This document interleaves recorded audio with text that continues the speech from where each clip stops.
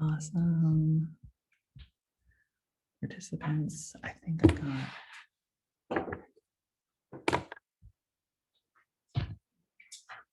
screen.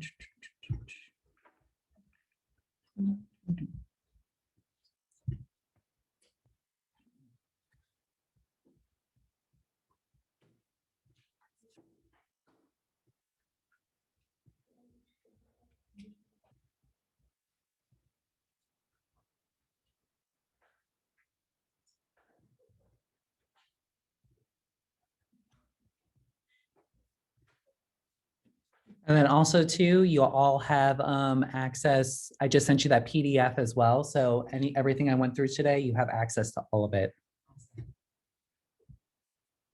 Sweet beans. I'm going to get out of here. I'm going to leave this at the offers and commissions tab for Nicole to come on in, and I'm going to just let her know that I left off right here. Thank you. Of course, it's my pleasure. Oh.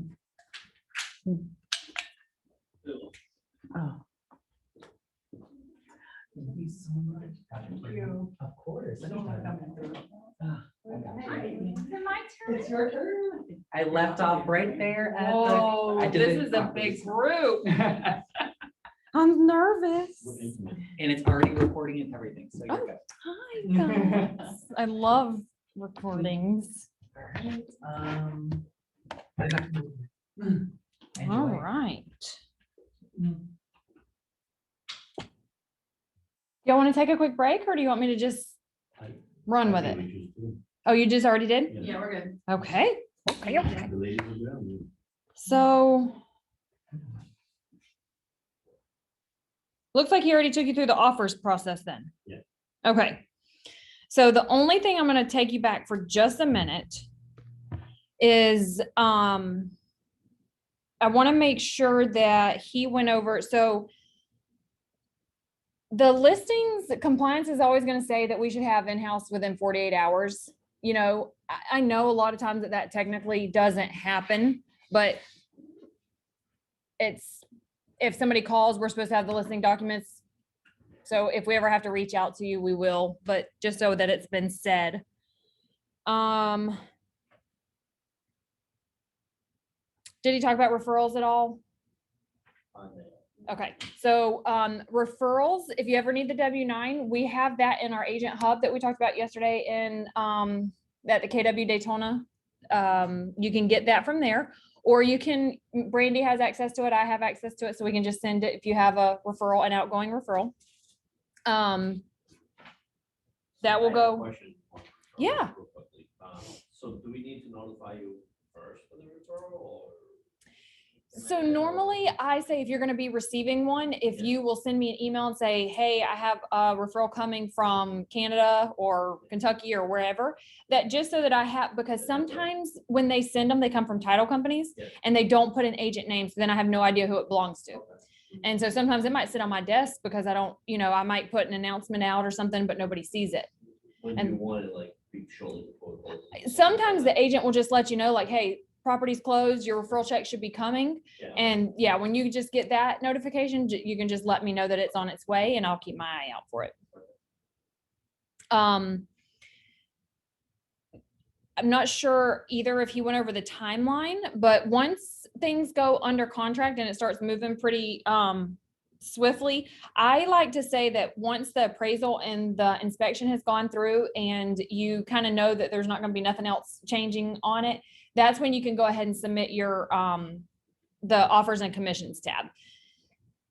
A lot of people like to wait until both of these files have been approved by compliance before they submit their offers and commissions. I like to just make sure to know you do not have to have an approval for that to submit the offers and commissions tab. I can go ahead and do the DA without having an approval from compliance. I'm just not going to release it yet. So any questions on that? So you can go ahead and submit the how you're going to get paid before all the documents and everything are in. So I think that's the biggest part on that. I need to sit through his class because I don't want to repeat a bunch of stuff that he went over, but you've already done your offer. So at this point, you're just going to go to Manage Commission tab. We're gonna go to edit. The first thing you're gonna do is edit general information. Now, for whatever reason, this person's getting 4%. We do have one agent that is very awesome and does do a 4% on his listing side. Yep. And total units 1. Your contract date, this one's a little tricky. The contract date should always be the first day of whatever month you're in. If you want to go back and look at the contract and it was actually July 13th and you put that, that's fine. But once it comes into my system, I have to maneuver it to only be within that month we're in. So I change it to the first date anyways. So I kind of just like to get you in the habit of just choosing that first day of the current month anyways, and then it makes things kind of just flow. If it closes, like, let's say it's gonna close, like, let's say. September. October. Yeah. If it's going to close in September or October, you're going to put the actual close date. Yeah. it's contract. But the contract date can always be that first month of whatever month you're currently in, like when you're submitting it. Yep. Because if you submit it in August, I'm going to bring it in August. So then I won't have to change anything once I'm doing it. But if you do go back So into if you go under July, Contract that, then it's. you'll put 8/1. Yep. Okay. Yep. Or if it's in the same month and you want to put that it went under contract on August 26th, that's fine too. But that is kind of irrelevant to anything that I do bringing in your commissions. So it doesn't really matter too much. The only thing that we want to be as accurate as possible is going to be your close date.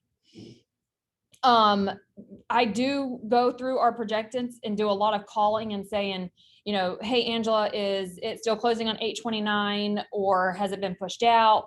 A lot of times I don't do that if they're closing like the 10th, the 15th, but once they start getting to that end of the month where I'm start needing them to come in, I will call and say, hey, are they still closing?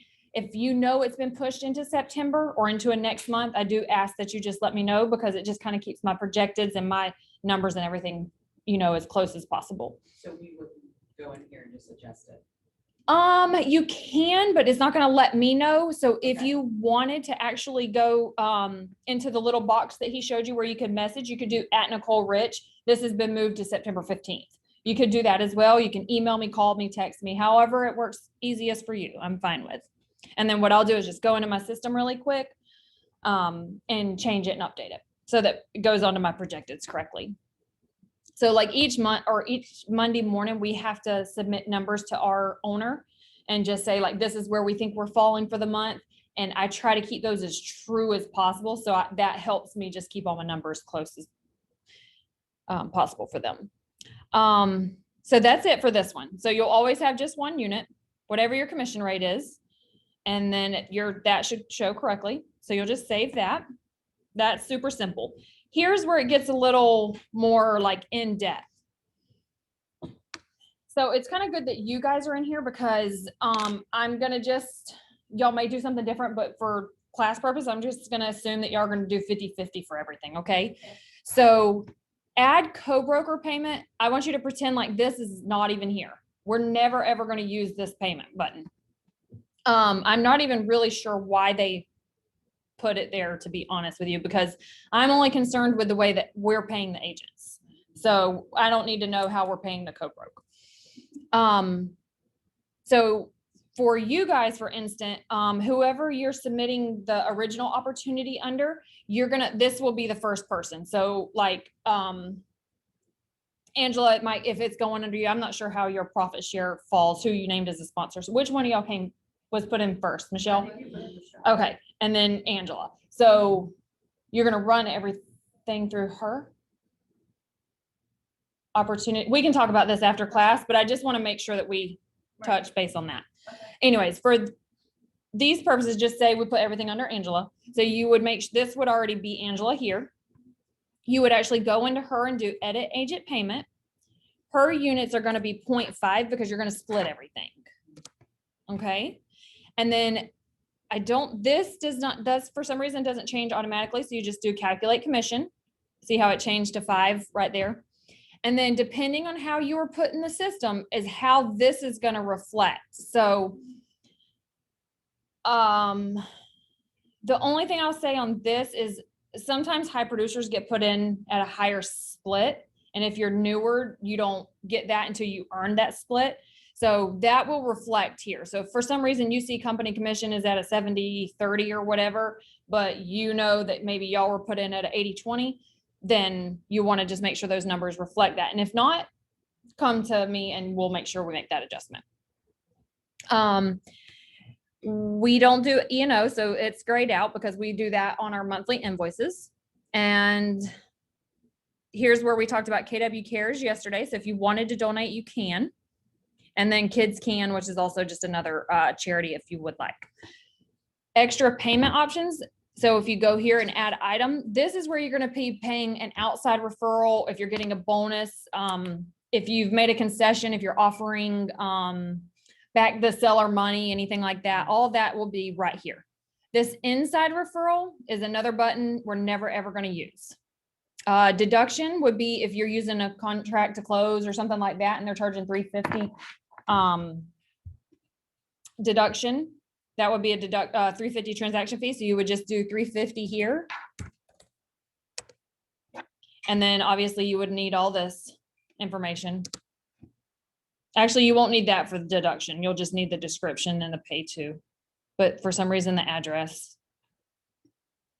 So just the stuff with the asterisks is the one you have to do.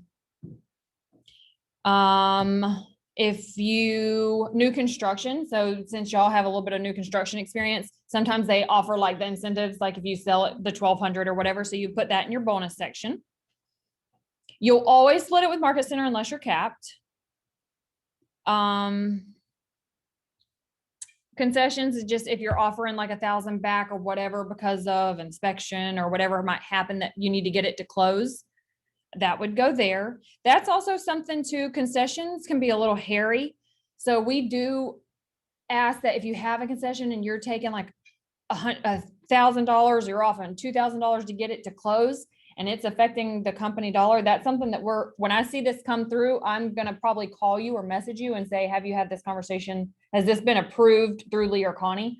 Because there may be a way that we can fix whatever the situation was without you having to give away your commission. You know what I mean? So, I'm not calling just to be like, question you on anything, but if we can help save your commission and we can help protect the company dollar that's coming in too, we want to obviously do that. And then outside referral. So that's if you owe anybody an outside referral. This one, I will say, if you're doing this, make sure you have the W-9, the brokerage that you're paying handy, because it asks so much stuff on here that you don't want to have to get out of this because it will undo everything you've done. So have that handy.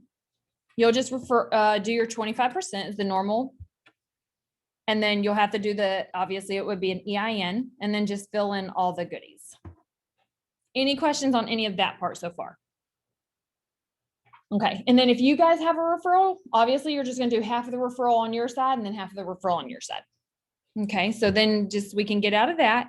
And then what would happen is Angela's would be a 0.5. And then we would go in here, Michelle, and we would do search for you.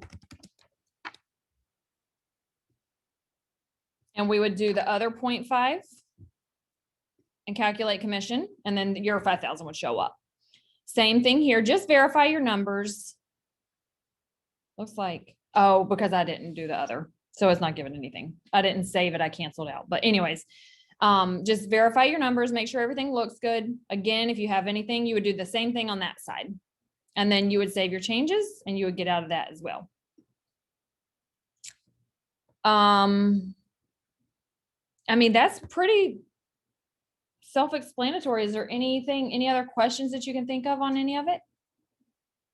Yes, I mean, it really is. It's pretty easy. The main thing is the time frame. I just try to get people to get the commissions into me. It doesn't matter. Like I can always make changes on my end. Once you submit right here on the bottom of it, it will say submitted to MC. And then as I bring it in my system, it'll kind of update you on the status. It'll say accepted.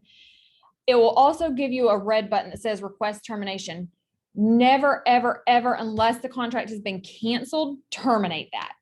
And the only reason I say that is because if something happened like inspection or appraisal and come back and they said, oh, well, we're going to go lower the sale price by $1,000. Just send me an email or a text or phone call, whatever, and just say, hey, it's been lowered to $249 instead of $250. I can make that change in 2 seconds rather than you requesting a termination and having to go back and refill this entire thing back out. So any changes, just check with me and I'll be happy to make those instead of causing you more work. Yeah, I mean, that's it. Because usually I go over the offers, but he's already done that part. So that is the basic of the basic. You might find every once in a while, oh, I know. Did he go over the brokerage form, the transaction form? Do y'all know about that? Okay. So recently when KW added the brokerage transaction fee, I was having a problem trying to find out who was paying it. If the agent's paying it, if they're charging it to their buyers or sellers, or if Blue Ocean and Bank of England have both stepped up and said, if you use us, we will also cover that for you. So the agent doesn't have to do it. And so I called Jen and I said, you've got to put in a required document for me because I'm having no way of knowing what's going on. So when you'll submit your commissions the way you submit it, and then you'll fill this out for me. So bring in your commissions, and then I'll go to this page and figure out who you're charging. And then that will also reflect, that 145 will reflect on your DA somewhere. So if you're paying, it will show up as a deduction. If Blue Ocean or Bank of England is paying, it will just show up like I put like a little comment box and then just highlight it for the title company to see. So that would probably be the only other thing. But wow, yeah, I just did that in less than 20 minutes. That's it. Unless you guys have any questions at all. Unless they're like quick closings or anything like that, should be able to submit them on time. And I usually require like 24 to 48 hours. I have it back to you. And then I guess that I could tell you that the closed folder right here, I'm sorry, is where it will show up. So I'll put your disbursement authorization right here. And then I'll tag you in the little comment box and I'll say at Angela or at Michelle, DA has been uploaded. Congratulations. You'll just come in here, you'll download it out of here and send it to your title company. So I won't send it to title for you. So just make sure that you do send that to title. And then that way you get paid at the table. Is that like a commission statement, basically? It's just a disbursement authorization that basically shows what you're getting and what Keller Williams is getting. And that tells title how to cut the checks. Okay, I haven't added transaction on here, so. Yeah, it's okay. Yeah. Yep. So once I submit everything. Yep. To you, you send me that doc, is that what it is? Well, so you'll submit everything, then you'll also submit your commissions and everything. I'll pull it in. Yeah. But what I do is I actually wait for Jen Murray in this box will actually say at Nichol Rich ready for DA. So Okay. you will not get a disbursement authorization until she has let me know that the file is complete. Yeah. And then I'll go in there and I'll upload it in your closed folder. Okay. So right here, and then Alright. you'll just go in there, download it and email it right to your title. Yep. Okay. All right. And then the last thing, you'll get your settlement statement at closing. The last thing you have to do is upload your settlement statement. Yep. And I try to, like, as I'm closing them out, if they haven't been uploaded yet, I'll also do a little reminder in the box, like, hey, don't forget to upload your settlement statement, because like a month, 30 to 45 days, I try to go back and go through my closed list and make sure that all these are in here because for compliance. Because Frank was ever come in here and we don't have a complete file, then it's like, now we got to chase it down and everything. So it's just easier if we have it, you know? So down here is not an alter, it's a settlement statement. So I had this conversation literally like last month with somebody. She goes, so do you want the HUD, the ALTA, the settlement statement, or the CD? I think she called it. And I'm like, whatever one they give you is the one I want. I don't know. So I've heard it called all of those. Okay. We just refer to it as the settlement statement, but I know a lot of times some of them will come, and ALTA is the main one that I've seen. New constructions are the only ones that I know of for positive that do well, and attorneys. They will not pay at the closing table, the majority of them. So those we always wait, and then I have to disperse them. If you don't have a disbursement authorization in time for the closing, that's okay. They can write a full check to me and I can disperse it, as long as the file is complete. And if you want to do direct deposit, then they'll send me the check, or you bring me the check, and then I do the direct deposit usually that day, if it's around, if I get it between 1 and 2 or before then I can get that in the same day. No, I'm sorry. It's okay, you're fine. So typically up north, you Mhm. get a check to the broker, Mhm. and then the broker just. So that's what I'm saying here. We can pay Yeah, at the closing I get- table I get paid. as it closes. The title company will actually write you a check. Yeah. And they'll write Keller Williams a check. Oh, okay. So you should go to the bank So if and, I'm at 100%, then it just makes. right, when you're at 100%. Yep, not if. You'll get there. Yeah, oh, yeah, because of the other. You're close. There. Okay. We'll look at Sorry, it. Okay. But yeah, so, and then if you're at 100%, then it'll be important for those settlement statements to be in there because I'll still need to close it out in my system. Obviously, we won't need a check, but I'll still need the settlement statement. Yeah, it's weird because like in Massachusetts, the brokerage is the one that pays. Right. Yeah, Yep. okay. Yep. But we actually allow pay at the closing as long as everything is in and Yeah. you send it to them. Yeah. Some people's like, well, I thought you sent it. And I'm like, no, so, Okay. A little different. yep, a little different, not too bad, but it's easier to walk away from the closing with a check than, to have to bring it here and then go to the bank. So, I mean, you have to come here anyways to bring our check unless you're at 100%. So Yeah. We always want to see your smile. that's right. No, it's just different, like odd. Yeah, Like, different. everyone allowed to get paid at the table. So, Yeah, the way of brokerage. yeah. All right. Ladies, any questions? You would- No? I mean, it's pretty easy. It really is. I'm sure we'll have questions. Of course. Oh, yeah. Yeah. So far, it's good. Yeah, awesome. Well, good. I think this is probably the shortest I've ever had to do it. Oh, there I am. Nice. I know, like Yeah, here we are. I I was coming up close too. I was like, Al's gonna recognize me. Let's see. Stop video.